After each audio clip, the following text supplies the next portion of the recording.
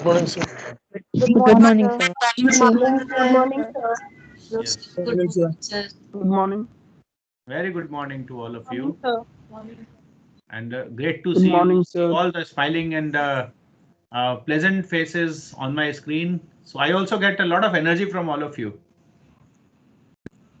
Jaskaran, you are not properly visible. Ankita जी आप भी थोड़ा सा टिल्ट कीजिए. Ruma also. Okay. So this is actually a technique how to present yourself online. That has to be proper because nowadays we have to deliver a lot of lectures online, and this has now become a new norm also. Okay, and you are also enjoying a benefit of being at home. Even if you are a full-time scholar, at least you are at ease at your homes itself, and still enjoying to be a full-time scholar rather than coming over here. Okay, so likewise. Okay, anyways, so let us start the class. So before we start, the what is the trend? Trend is that we have to see what we have studied in the previous class itself. So let me see who will take this initiative today to tell me that tell the entire class that what we have uh, studied in the previous class. The strength these days has reduced. I think there are 68 people now at present. Yeah, come on, who will tell? Someone who has not here, not told till date, would like to give. Raise your hands. Otherwise, I have to give a chance to only those people, those who have already spoken. Yes, come on. Anyone? May I ask you what is coming on your screen at present? Sir, your desktop pic. That So it's about the college, university profile. I mean, university picture dope on is your. coming. Okay, okay, Yes, sir. okay. And now what's there on the screen? Sir, your team's profile. We all are there. Okay, you all are visible to all of you.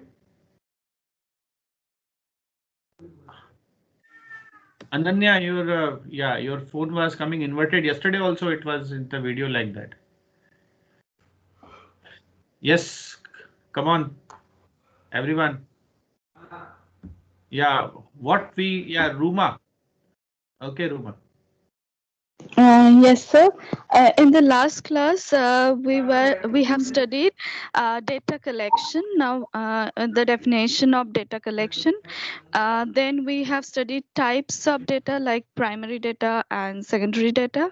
And in the primary data, you have mentioned that it is the freshly collected data and has to be original in nature. And secondary data is It about has to be original thing. It is original in nature. yeah.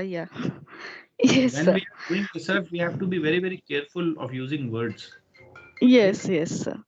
Yeah. And the secondary data is all other sets of data like the literature part that we do we refer to some others work.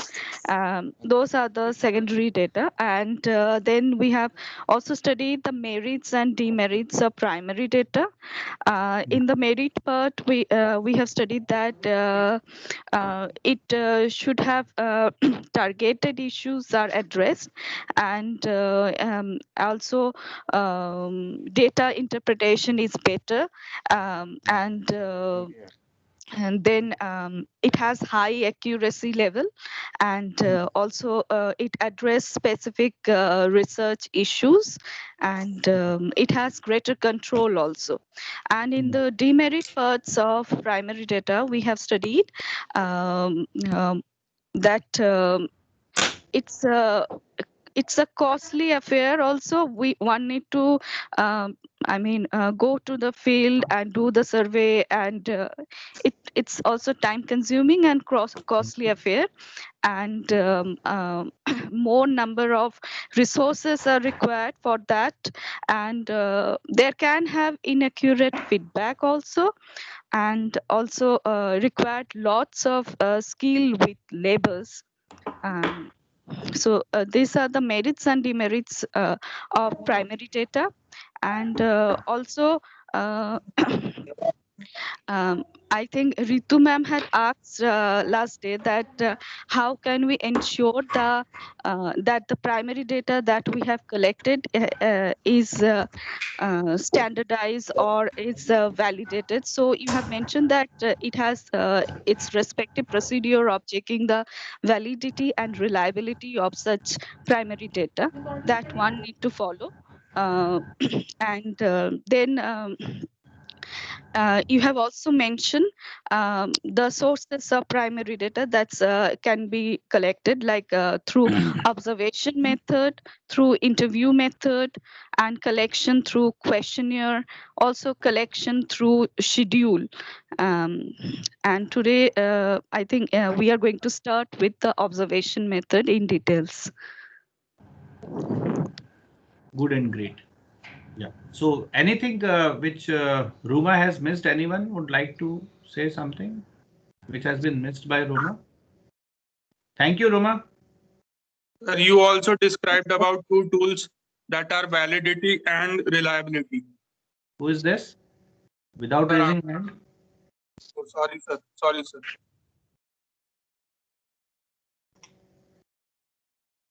Yes, Bhuvnesh ji. Yes. Yes, sir. हाँ. कौन अभी कौन बोल रहे थे? आप बोल रहे थे सर? सर मैं बोल रहा था. मैं कौन? अंकित. अंकित शर्मा. अंकित होता क्या है, जैसे आप हैंड रेस करते हो ना वो ऊपर आ जाता है. अब आप अभी आप हैंड रेस करोगे ना तो इधर आपका नाम जैसे ऊपर आएगा ना तो I will pin you. Sorry, I will just pin you. Yeah. Hold on. Yes. Just a moment, Ankit. आप वहां से अनम्यूट कीजिए अपने आप को, अंकित. Unmute yourself. Yeah. Now you speak. Sir, what Ruma ji has said is completely right, and you also discussed about two more things. One is the validity and reliability, Okay. which were the two tools of formulation of the research problem. It's not a tool for formulation of research problem. It is just a tool to authenticate your primary data which you are going to collect. Which you are going to collect, not collected. It means that before collection of data, these are to be ensured. Means these are the checks of the instruments by which you are going to collect the data. Very good, Ankit. Good. Yeah. Yes, Sukriti, something from your side? Yes, sir. Good morning, sir. Yeah, good morning. We also discussed about, ma'am asked you about interpretation and what is analysis. We talked about interpretation and analysis, where we talked that interpretation, we usually get, like we put our figures in SPSS, and whatever outcomes we are getting, we interpret that data, that this is the median, this is the mean, this is the range, and so on. And after that, we analyze all those things and reach to a conclusion, that is analysis. And after all this, we execute all this to our research. That is one more point which I remember we discussed. Good. Yes, Mehak, you need to say something. Thank you, Sukriti. Very good. Thank you, sir. So just one point, like I have studied it later on also, that the difference between analysis and interpretation is like analysis is when we collect the data, we analyze it, right? We organize it and we come to some conclusion. When we come to the conclusion, then in that case, we infer from that analysis. Okay, that inference is interpretation of the data, right? So analysis is done before interpretation. Okay, and inferencing and interpretation. No. This Yes, is not. sir. This is something interpreting when you are using the quantitative data. Then first you interpret it and then analyze it and use it. I've told you 3 steps. First is interpretation, analysis, and then application. You remember that? So I was about to come to that application part which nobody spoke about. Okay. So analysis is done after interpreting. First you have to just see what the table says.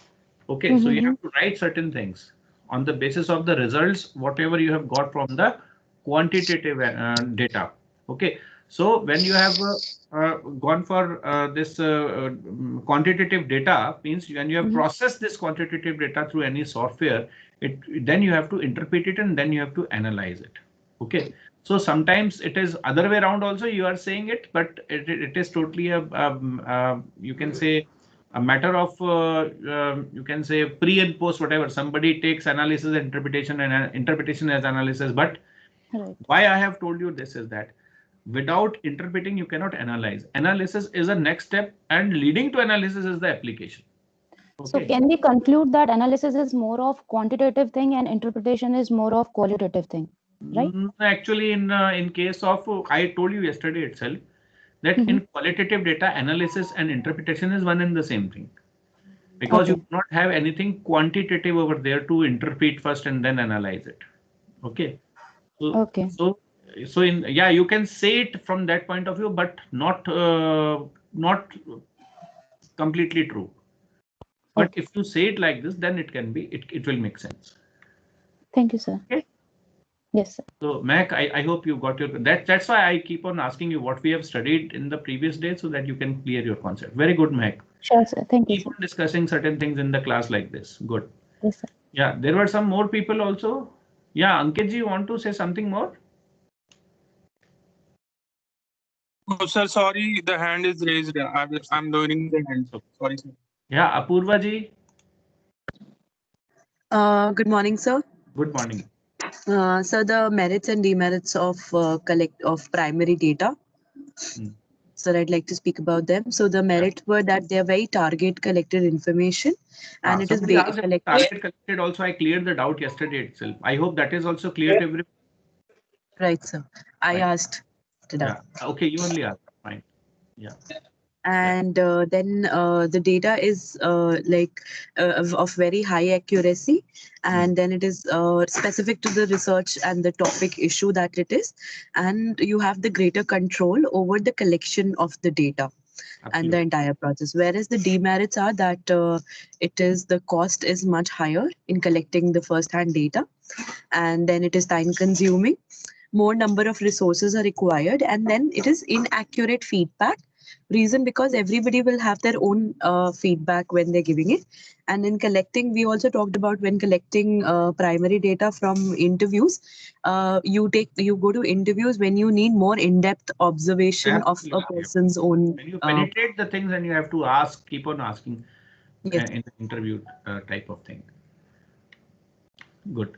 One more thing was there, which has not been addressed now, is that primary data is collected through experiments also and through non-experimental thing.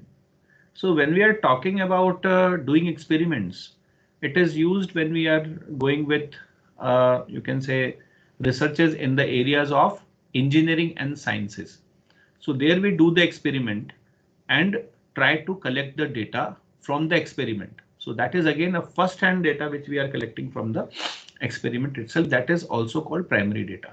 Okay. And in case of social sciences, when we are asking for the perception from the people, because mostly perception is as survey is conducted, or you can say a questionnaire is prepared in order to collect the data. So these all are the instruments, questionnaires, your interview schedules, and all these are the methods. And we have already discussed about certain methodology of collecting the data and how we have to do it and what are the steps for it that we have discussed yesterday itself. So I will be taking you up today with that and this is now you can say it is the 16th session what we will be studying. Okay. So let us talk about the data collection and its sources, or you can say the sources of that is the primary data which is to be collected, right? So we have talked about the observation method, interview method, and collection of data through questionnaire and through schedules also. These are the ways of collecting the primary data. So when we are going with the observation, the basic thing, the first most thing which I was telling you yesterday itself is the observation, and it starts whenever we have, even when we have taken the birth, it starts. So a small baby who has come in this world he actually starts observing the thing, and then accordingly act and react according to it. So research start itself from the point when we have taken birth, we have come on this earth. Our research silently starts from there itself, and we silently, or you can say unknowingly, that we are doing a research and we are applying it. We keep on doing that until and unless we formally go for that. Okay, this is what is the research is. So it should be interpreted in that way itself, because an innocent child, when he's coming, he is doing the research should be done in the same way only. Even if you are having some formal method of doing it, then only your mindset has to be like a small child, small kid who is very much curious about asking various things. Okay, so one must not hesitate in asking things and clearing doubts, as what we have been doing in this class also. So that is what the thing. So observation method is the most commonly used method, or you can say especially in the studies which are in the behavioral sciences. So we observe, and even in the scientific type of researches, like in your engineering and your science also, observation is done for the experiments which are being conducted. Sometimes observation is done even that when the things are non-experimental, and even when you are seeing when the environment provides you all that particular scenario which you want to which you want to inculcate in your experiment itself. That is, I think, more natural thing. So when naturally you are studying certain things, you need not to go for experiment. In experiment which we create that climate, or you can say it is a simulation of what we actually want to do in case of observation method. Okay, so observation method becomes a scientific tool and the method of data collection for a researcher when it serves a formulated research purpose, is systematically planned and recorded. So whenever we are doing this observation method, then we have to plan the research accordingly in a systematic way. Okay, so in a systematic way, we have to plan each and everything, and then only we can say that yes, we are proceeding further with the things. And because it has to be systematic, there has to be a plan. So you must know each and everything well in advance, that what you are going to observe and what you are going to record accordingly. Okay. Further, it is subjected to the checks and controls and validity and reliability, which I told you yesterday itself when Ritu madam asked the question about that how it is authenticated. So it is reliability and validity with which, because secondary data is authenticated because it is being published by listed things. Okay, like your Scopus, like Web of Science, right? SCI, SSCI, these all are the places where you, and we can rely upon, because these are cross-checked, these are peer-reviewed, right? So these are the things. So here in case of primary data, the checks and balances are done through the validity and reliability of the data. Okay. So this is what it is. So under this method, the information is sought by way of investigator's own direct observation without asking from the respondent. Okay, so he is sitting and observing. If we talk about the behavioral sciences like management and your arts or the other sciences, right? So when we are collecting a data, we are just observing certain things. So in that case, the observation will matter. We are not at all asking anything to anyone, right? So that is the observation method, and in this method, we do observation more like this, right? Okay, so next is the advantages. What are the advantages of this observation method? Subjective biasness is eliminated if the observation is done accurately. So you know what you have to observe, and if you are observing certain things, there will not be a subjective biasness. Now, what happens if I directly ask certain things to someone? If I ask certain things to someone, a person who will be biased will be answering me in the way he wants to answer. So wherever I will be collecting the data through questionnaires or by asking or through interviews, this subjective biasness will be there, which will come. Okay. So next is the information obtained under this method relates to what it is currently happening. Because we are observing certain things, we are not simulating anything, we have not created any environment. What will happen? It will capture only the information which is happening now, which is happening currently. Okay, so in that case also you can infer it in that way, that if you want to make some inference out of the things which is there presently and currently happening, then you must use this observation method. Okay, because these things may not happen in future. Okay, so you do not know what are the circumstances which has actually made these things happen now. Getting, for example, this pandemic situation. So there are certain things in the pandemic situation which can be done only by observation itself. Okay, now this we cannot just wait for another pandemic to come and then we will start observing on the basis of what we have observed now. So in that situation, if the things are in a way that which are currently happening. Okay, for example, let me just give you an example of a cricket match. Okay, so a cricket match is currently happening. So for that particular cricket match, you have to observe what is going on. And now this observation totally depends on my objective of the study, my research problem. So my research problem is, so suppose for example, I want to have a quantitative research problem. Just I want to compare that India and Australia who plays better. So startingly in the starting 10 years, I will just make my observation and I will just forecast that, okay, because less wickets are there in hand, the team may not be able to make proper runs in the near future. So that inference I am giving to myself. And you might be knowing on these inference also, there is a huge market, okay, which is running. You might be knowing about Satta Bazaar and all that. So that is, though this all gambling is not valid in India, but in other countries it is. And silently it happens in India also, everyone knows it. So that is the, so these all information is the base of that particular thing which is going to happen in the near future, in particular in that particular match which is going on. Yes, Maya, you have something to ask? Sir, I wanted to ask, say in observation, despite we knowing that what are we going to observe, and we send a team and we are observing things, but yet I feel it is possible that what we are noticing and what other people are noticing can be different from each other. Why you want to form a team for doing an observation? Sorry, sir.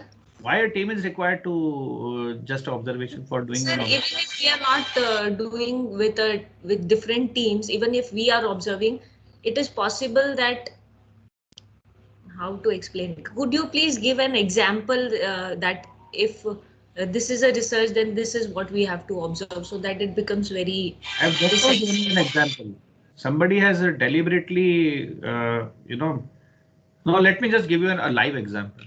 I can observe that the phone has been ringing 3 times while you are on the screen, and it didn't ring before. So I am inferring it, I am observing it, and everyone else is observing it. Okay, now my inference is that somebody is deliberately disturbing you while you are on the screen, right? This is one of the observation which I had. Okay, now maybe you can say Garvita might be having some other observation about it, or you can say Ankit ji might be having some other. Ritu madam is also having some observation. Okay, Ritu madam, what is your inference? I feel somebody needs to urgently talk to her right now, and he doesn't know the class is going on. Absolutely. So, or there can be some though my observation is totally different. No, what is in my head or in my mind is different from what what Ritu madam is thinking. Now here comes the difference in the perception. Sorry. That's what I want to infer over here, and this is subjective bias also. That is the thing. When you are doing an observation, you have to do your observation by your own, because it's you who is doing your research. It's not everyone, a team which you have formed. Now what happens when you form a team and you rely on the observation which they have made, right? There will be biasness. Getting? So that's why I asked you why you need people to, observe the things. You do the observation yourself. And researcher must do when it is observation technique. Even if any other technique also, you do not need a team to do it. Now, if you have prepared a questionnaire, no problem, you can go for, let me tell you, because we try to make our work easier also. And these research consultancies, they have long and strong teams in order to infer the things. Now, before doing that, they must go for validity and reliability check. Once they have gone for this validity and reliability check, once it is proven that their questionnaire, whosoever, whatsoever, even in the absence of the researcher, the questionnaire or the questions of the questionnaire makes the same sense for same type of people, those who are rational, then you can go ahead with that, with working with the teams also.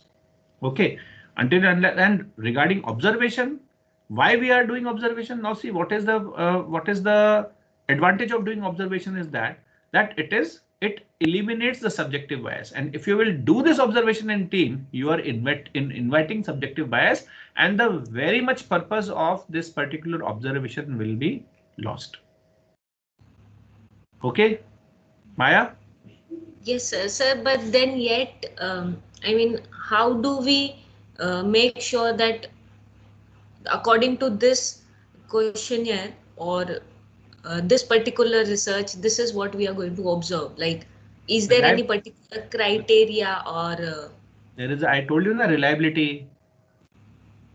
Reliability is a check. Reliability. Okay. Reliability and validity, if we check that, because what we want to measure, the instrument must measure that. Okay, it means your instrument is reliable. And it is measuring the same thing. It is measuring same things at the various type of intervals. That is validity. It is valid also. I told you, you please just ask this reliability and validity to your professors who are teaching your part B. They will explain you in a better way. Okay, and if not, then come back to me. I will tell you how to do it. And even there are errors which are called type 1, type 2 errors also. These all things are out of the preview of my current syllabus. I cannot discuss these things in class. It will be violation of my ethical practices, because this is to be discussed by someone else. Right? Yeah, Sukriti, you have raised the hand and again you have gone back. Sukriti. Yeah, Sukriti, want to say something? Yes, sir. My question may be a repetitive thing. That's why I lowered it down. As in, when we talked of elimination of bias, I understood that the other person from whom we are observing, there would be no bias from that side. But you if we have, we assume. Not correct. Okay, sir. Because there are. I have just now given you example live over here. What was in my mind was not in the mind of Ritu madam. Had another interpretation of it. But my point was, if I have my own perceptions about my study, like I want something for my study, my mind is biased about something. It like we say ना कि हम perceive करते हैं चीजों को जैसा हम करना चाहते हैं. अगर हम observe करते वक्त wrong perception से observe कर ले तो वो bias कहलाएगा हमारी तरफ से या नहीं? That is my question. आपका problem statement always has to be in mind. Okay, sir. Until unless that is in your mind, you will deviate. And that's what happens. Okay. My problem statement was that nobody should disturb the class while it is going on, because I'm a teacher, I'm teaching at present. And 3 times the phone is ringing, but Ritu madam is not a teacher at present. So she is having some other perception कि यार कोई किसी को बहुत ज्यादा जरूरी urgent काम, क्योंकि वो चीज उनके साथ भी हो सकती है ना. कोई 3 बार कॉल कर दिया, उसको क्या पता क्लास चल रही है. Getting? So now situations are different. Different situations, different people will not give you same observation. Okay. Got it? So that is the crux of it. Okay, sir. Right? Thank you, sir. Yeah, Ankit, anything you want to say? Thank you, Sukriti. Thank you, sir. I have a small request to you. Boliye. Sir, I have to switch off the camera because I will be driving, as I have to drop my wife to she is having an exam. अरे ठीक है यार, ऐसे request she's also doing LLB. Okay, it's okay, no problem. Carry on. But it shows your decency and sincerity. You even asked this. I appreciate that. Thank you, sir. Yeah, Ritu ji, कुछ आपको कहना है? Yes, actually I had two questions, but before that I would like to add to the discussion which is going on, like Maya and Sukriti had the doubts. So to this I would like to add that for observation, I think perception can be subjective, but observation is not. I think in this situation, observation was common to all of us that the phone rang for 3 times. That's it. That should be end of the observation. And rest of all, then it goes into the mode of perception is what I feel. Excellent. That may be subjective. Observation cannot be subjective. Excellent. What This is what is the difference between interpretation and analysis. Interpretation cannot be subjective. Analysis is subjective, right? So whatever is being addressed by a table which is generated by SPSS or any other software, it will be having the same interpretation for everyone. But the analysis can be different on the basis of the situation, what you want to see and what you want to compare with someone, something, right? So you are very, very correct that what is the observation? Observation is the phone rang 3 times. That's it. Nothing more than that. But how I analyze it and how you analyze it, what was different. So what happens when we are reporting the things? We have to report the observation at that time and leave the interpretation to the person who wants to interpret it. But when we are doing a research and when we are the researcher and we know that what is our research problem, at that time we have to address the things in the way it has to be. Okay. Yeah, Apurva ji, you have something to say? Ritu ma'am, I will get back to you again. I know you have some other things also. Yes, sir. I completely resonate with Ritu ma'am because, sir, in the last lecture we discussed that the observation has all the primary data have to be collected after formulating a proper research problem. Absolutely. So even if we do an observation and if it is around the research problem, then the observation has to be standardized because it is done keeping in mind the same research problem. Yeah, absolutely. Because again, what you're saying is again what Ritu ma'am has just now explained, that observation is something which cannot be subjective. It is something which is to be captured. But what is a research problem? It has to be analyzed in that way, right? Smita, you have something to say? Apurva ji, is it okay?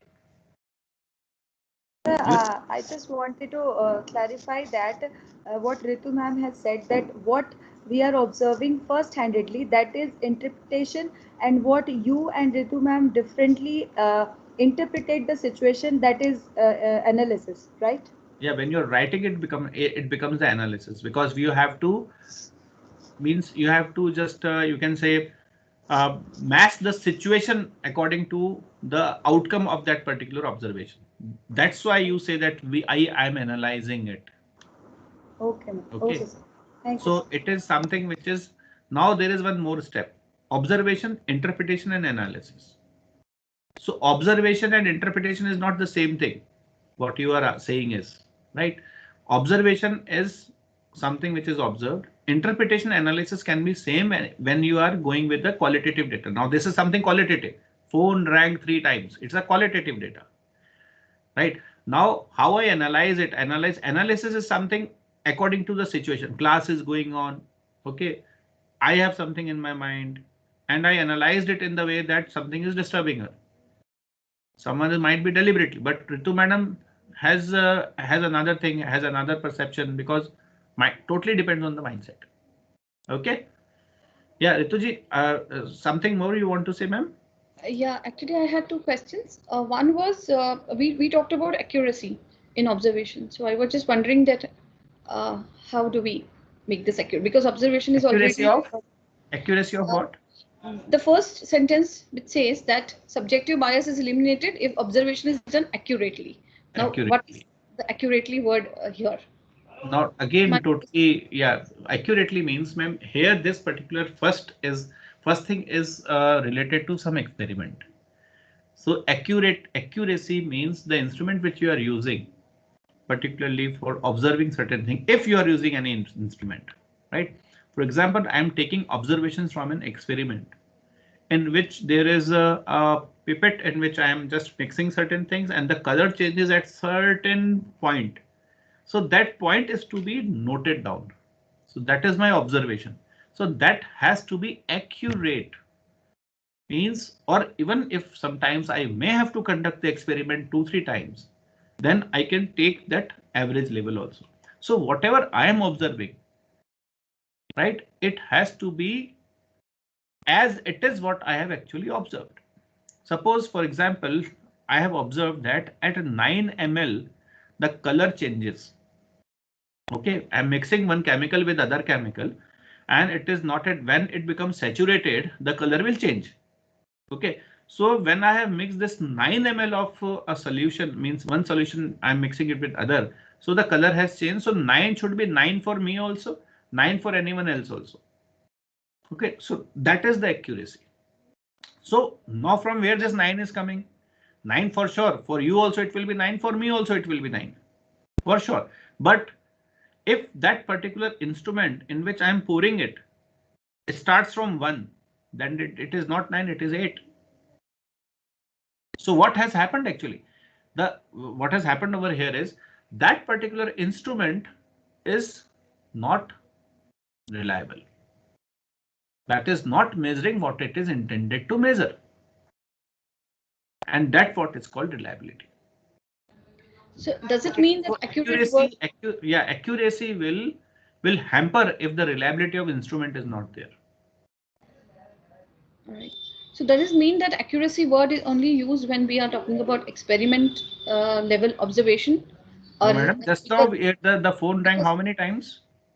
Because see, earlier we also talked about observation is also related to behavioral sciences.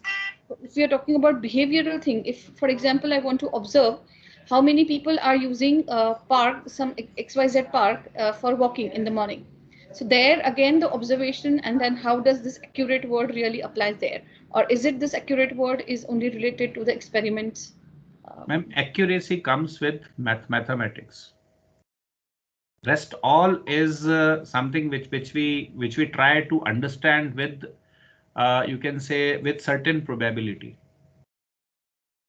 Okay, so here when we are saying something accurate, let me tell you. Let me just give you one example. How many times the phone rang, ma'am? So isn't it accurate? Why? Because it's maths. It's mathematics coming over.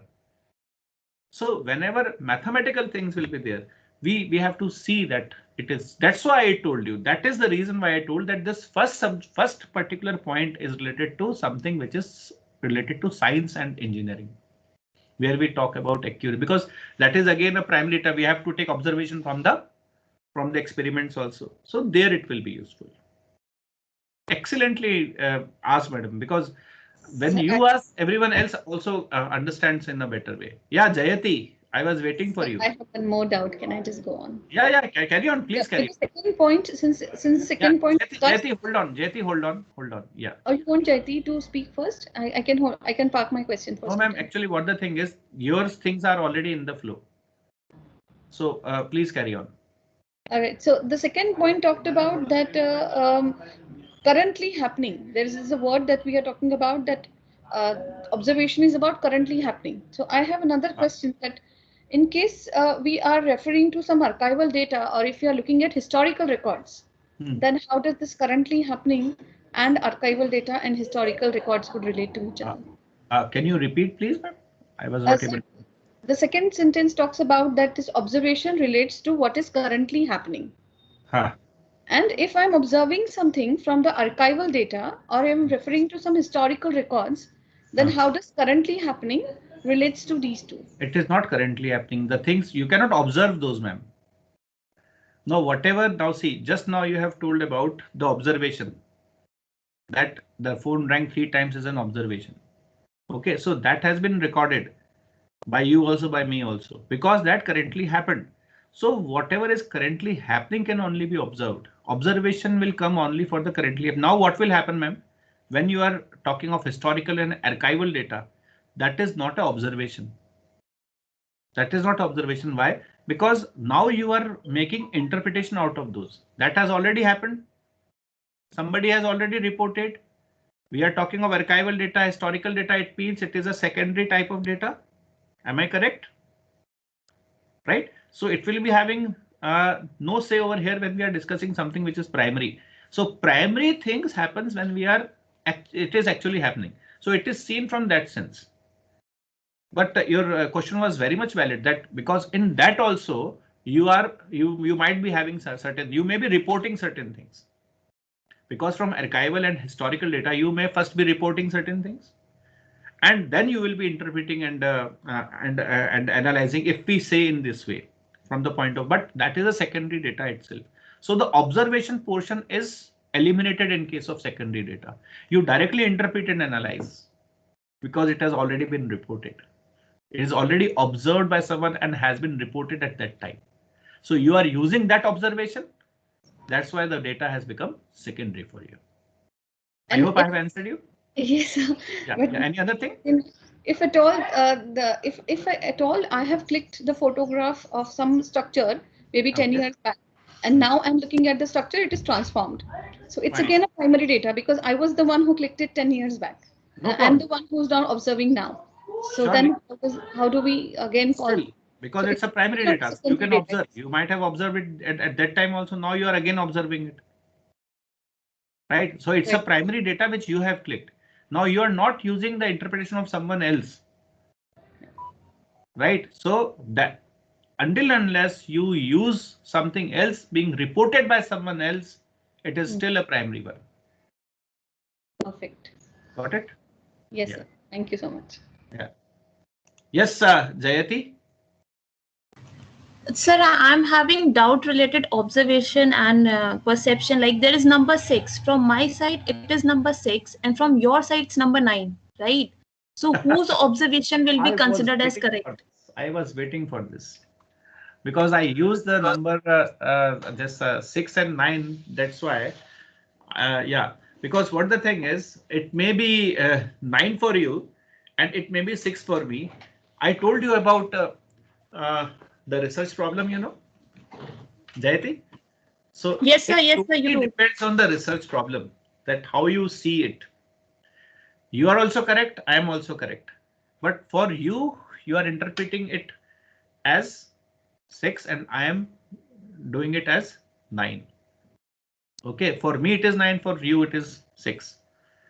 Right? You have some other research problem in your mind. I have some other research problem. So if the research problem doesn't matches, then 6 will become 9 and 9 will become 6. Okay, Jayati, you tell me when it happens. When my 9 will be looking like 6 for you, when you are on the opposite side. Opposite side, right? So if you come on my side, can you say that 9 is 6? No. When we both are at same side, the number is either 6 or 9. That's what I want to say. If we both have a same research problem, 9 will be 9 for you also and for me also. And that is why it is very, very necessary to make others understand your research problem. So until unless you make others understand your research problem, they will not be on your side. And this actually happens in your DRC. This actually happens in your This actually happens in your DRC, that you are not able to convince your DRC members. So please bring them on your side first. And then try to make them see that no, sir, this is not 6, this is 9. Getting my point or not? I think I have with this I have answered 2-3 things which you have to take care when you have to give your presentations. And let me tell you what is the best method of doing it. Whenever your DRC happens, have some good friendly relations with the other DRC members also, and show them your point before you go with the final presentation. Make them your friend. Bring them on your side. Try to explain your problem to them. Then the 6 will be 9 for them. Okay, Jayati? Very good question you have asked, and this has I think this has made me answer a thing that which is helpful for everyone. Just a tip I give it to all of you. Thank you, sir. Yeah. Okay. Yeah, Ritu ma'am, anything else, ma'am? Yes, with Jayati's thought, I think I have another. We constantly are talking about the subjectivity in observation. Absolutely. So we need to finalize some parameters for that. Like for example, I was asking you, like in case I want to check how many people come to the park, I think timings needs to be fixed. Standpoint needs to be fixed. So maybe to remove the subjectivity, let's have a common set of parameters. Absolutely, ma'am. That is the thing.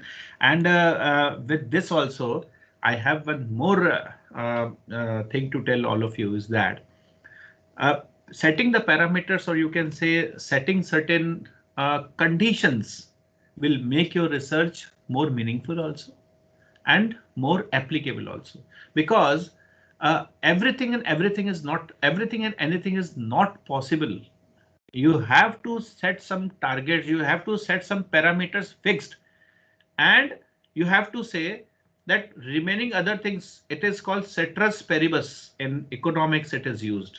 Those who are from economics, they might be understanding this.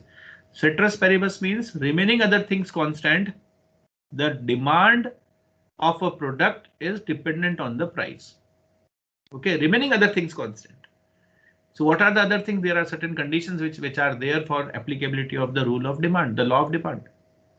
Okay, so in the same way, whatever you are saying is that we have to fix up certain parameters, and these parameters have to be fixed in a way in order to have a better observation, and then only you can observe things in a better way, and your observation will make meaning also. And when observation makes meaning, interpretation analysis becomes more meaningful. Okay, so a lot of things we have discussed about this. So I hope it is okay. Should I proceed further now? Okay, so we were there on the third point. So the third point says that this method is independent of respondents' willingness.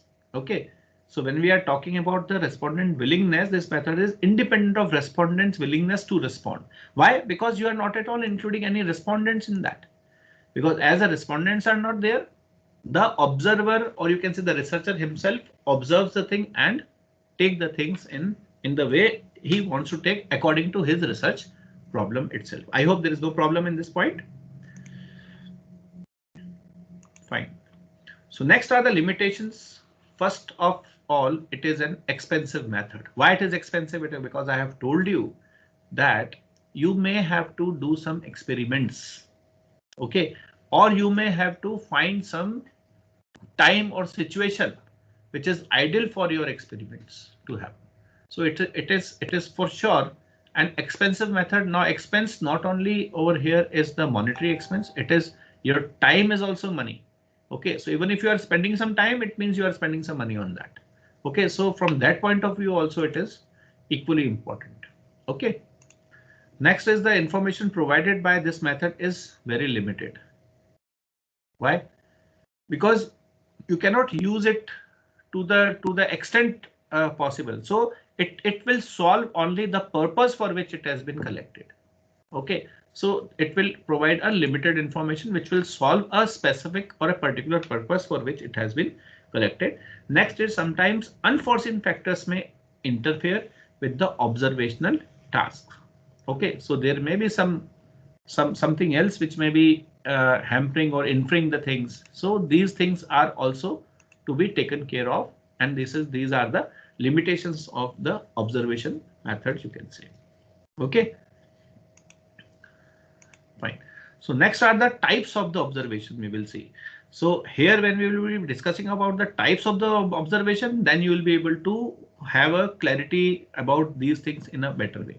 So one is a structured and unstructured observation, participant and non-participant observation, controlled and uncontrolled observation. So in case of observation is characterized, I mean, means what is structured one? So in case the observation is characterized by a careful definition of units to be observed, the style of recording the style of recording observed information, standardized condition of the observation, and the selection of pertinent data of the observation, then the observation is called a structured observation. Okay, so I will just give you a very in short, we can say whenever we are doing an experiment, the observation is a structured one. We know what to observe. what, when to observe and how to observe. So what, when and how actually makes a structure of the things. And when the observation is to take place without these characteristics, then it is called unstructured one. So when you are well in advance, ready to just see the things, then it is called a structured one. Now what happens? Sometimes you, while doing the structured observation, you have something else also to be observed, Okay, so this was not a purpose, but it was to be observed, but means you are observing it because it has come up. It was not to be observed at that time, but you have to observe it because it has come up in your observation, because something has happened. Okay, so suppose, for example, while doing an experiment, the pipette color, the color of that particular solution at 9 would have gone pink, but it has become golden. Okay, so now you have observed something extraordinary, something beyond what is to be observed. So you will again go to the experiment, whether it is correct or not or what, and then again you will redo the experiment and you will try to analyze it, whether my method was wrong or right or what. Okay, so sometimes it also happens, but in case of unstructured one, when you are not mentally prepared about what is to be observed, but you have something in the mind that this may happen. So sometimes this unstructured type of observation happens when you do not have a prior historical, or you can say archival data. Then you go for certain things which you want to capture. Then this unstructured observation happens. Okay, so mostly the observations are structured only. So when the structured, when it is structured, whatever experiments we do, whatever observation we do, mostly it is a structured one. Okay, so this is what it is. Yeah, if you have any doubt, you can raise the hands. Okay, so if now next is your participant and non-participant. If the observer observes by making himself more or less member of the group, he is observing so that he can experience what the members of the group experience. The observation is called a participant observation. And but when the observer observes a detached, when you are observing it in a detached misery, without any attempt on the part of the experiment through participation, what other fields, the observation is termed as a non-participant. I will give you an example. What I did was, in my PhD itself, I was doing PhD on, I did my PhD on this ICICI Bank. So and it was related to some customer perceptions. What I did, I opened an account in ICICI and tried to observe that what is the real, you can say, customer service being provided, because it will be equal for everyone. So whatever observation, whatever service is provided to me will be provided to others also. So for that particular, observing certain things about the quality of the services, I wanted to, I myself opened my account in the ICICI Bank, and then I tried to observe what is there. Okay, so that was a participant observation. But when, and at that time itself, sometimes it also happens when you are doing a participative, or you can say participant observation, you get involved in the group. That's what is saying. Now here also, knowingly and unknowingly, it can happen knowingly and unknowingly. It means that when you are a part of that group which you are observing, and you have not told any other member of that group that you are observing them, this is what is called unknowing observation. And when the participant group knows that you are there to observe them, because there will be difference in the data collected. Okay, so in that case, it will be a, you can say informative, or you can say you have already told them that you are a part of it. Okay, it can happen in both the ways. So non-participant observation is something that you are, and even when you are not a part of that group, then it can be a non-participative itself. Yeah, Charanjit ji, you have some doubt? Yes, sir. Yes, good morning. please say. Sir, I have a this one's. I need a small clarity between this one. Charanjit, your video is not. Yeah, now it is coming. Yes. Sir, I need a clarity for this structured and non-structured observation. Sir, Okay. can we say a non-structured observation is just a reconnaissance of structured observation, initial phase of structured observation?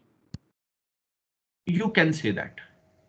But Okay, sir. sometimes what happens that actually this, or you can say, I was just about to say that this non-structured observation creates a base of structured observation. What you have told is very, very correct. You have told it in a very structured way. I am saying it in an unstructured way that, see what happens until and unless we start observing the things, we cannot come on the formal research. Right, sir. When we are doing formal research, then we are doing something which is called structured observation. So you are very correct, sir, that non-structured observation precedes. Yeah. Sir, Yeah. so that means there cannot be any example, pure example of non-structured observation. Non-structured, yeah, of course, it is. There is nothing like that, but there in social science itself, because you are from engineering background, in social science we can give some examples of non-structured observation also. But that will more be you can say philosophical type of thing. Suppose, for example, you just go at the bank of the river, okay, and you have gone over there to observe the peas. That is again observation, and you now whatever you are observing, whatever you have has come into your mind. What and you have what is the purpose over there? There was no hypothesis, no purpose at all. The main thing was just in order to observe the piece. More into philosophy literature. Yeah. So that will be used in a philosophical way, that how it has been, what you have done means what philosophy says is that there is nothing in the world. Everything will remain over here. We will go to the God. There are many philosophies of many religions, right? So accordingly, so that actually takes a bent, or you can say that is more an informal one, which we cannot actually document, right? So structured observations, you are very correct, because we have to first go for a you can say unstructured or non-structured observation first. Then only we at that observation actually makes a basis of the structured observation. Okay, sir. Right. Thank you. Clarity. Yeah. Thank you. Yeah. Anyone? Anything else? Okay. So yeah. So next is your uncontrolled observation and controlled observation. So uncontrolled observation, when you are observing the nature, right? So there is nothing in your control, or you do not want to control anything. But in experimental form, we always have controls in our hands. We can set the temperature, we can set the humidity. Okay. Even in social sciences, I may allow someone under my observation, that particular observed or the controlled group, to be in my control in the way that they have to take medicine and they have to take quantity of water according to my needs. Then only after 1 month I will be able to give something to some observation out of it. So in case of experimental type of observation, it is more a controlled one, where we have the controls of many other parameters which we are going to control. Okay. In case of you can say social sciences, controlled observations are there, but there are few examples of it. In medical science, because some experiments are to be done, like this COVID vaccine is to be analyzed, or it has to come. So it has to pass through various tests. So controlled observation is also one of the method which they have gone through with this COVID vaccine also, in order to make it a valid and in order to make it usable for everyone, right? So this is what it is about the controlled and uncontrolled type of things. Next is your interview method. So we will take this interview method tomorrow, because it also comprises of a lot of breadths and depths. So we'll stop over here, because yeah, Maya, you have some question?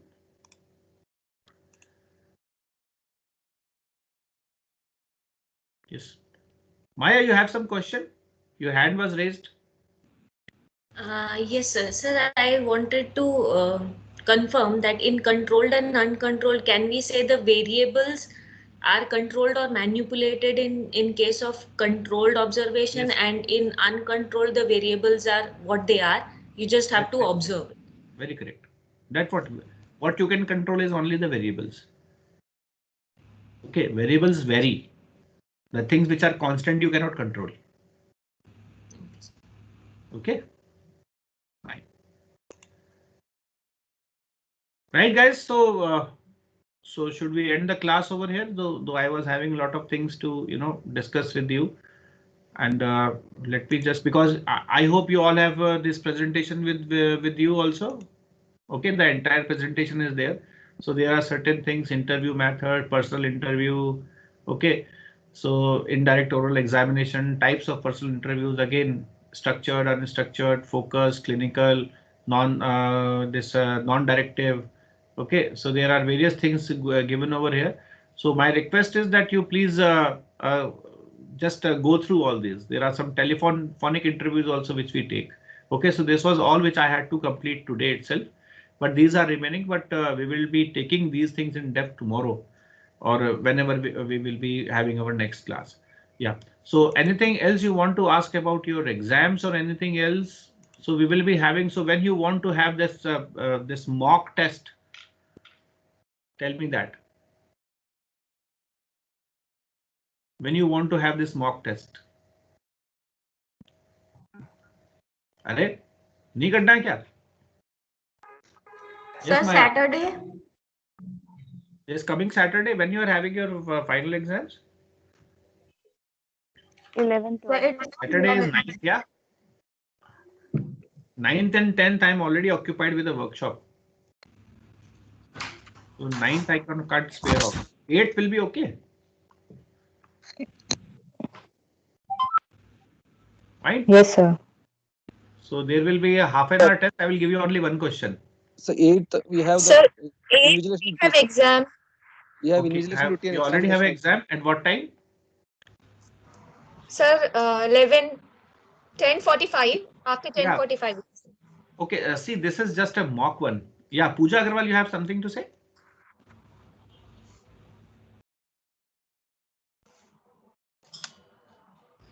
Yes, Pooja?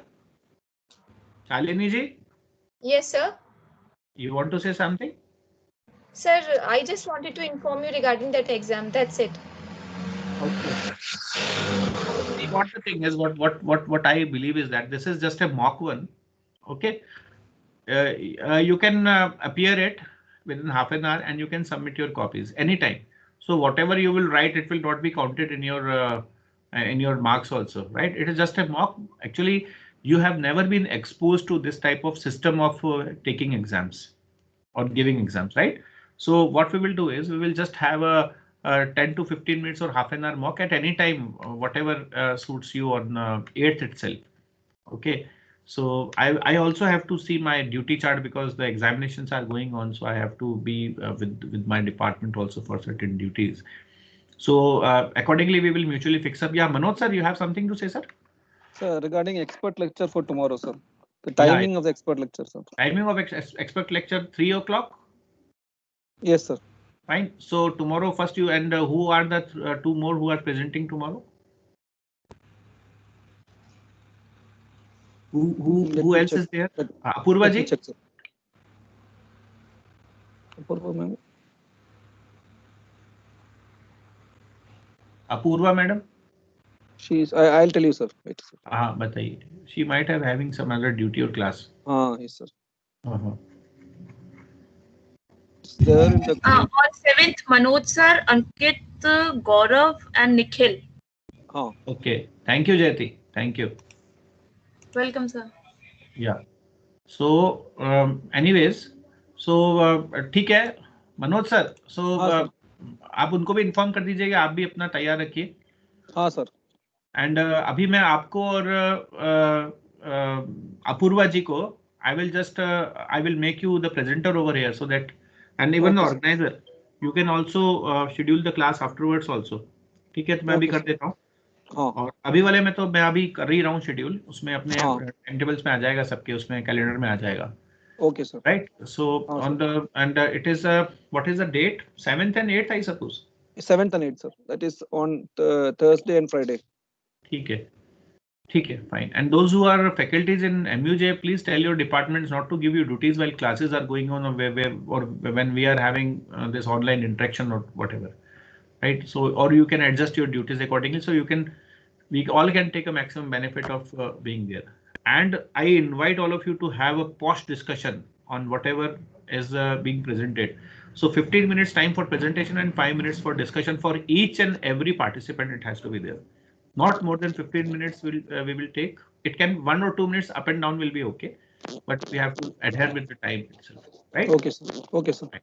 So, and this time management and all, everything you and Purva ji has to see. I will just be observer like everyone else. I will be sitting in the class. Okay, sir. For sure, we'll ask some questions if required.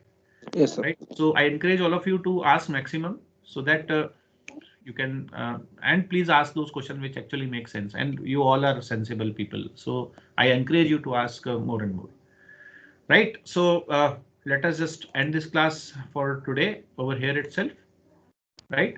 Okay, and we'll see you on now on 7th first for this particular expert lecture series which we'll be going. Right. Okay, So thank you all of you, and see you in the next class. Have a nice time. Have a nice day. And Thank you, sir. keep rocking.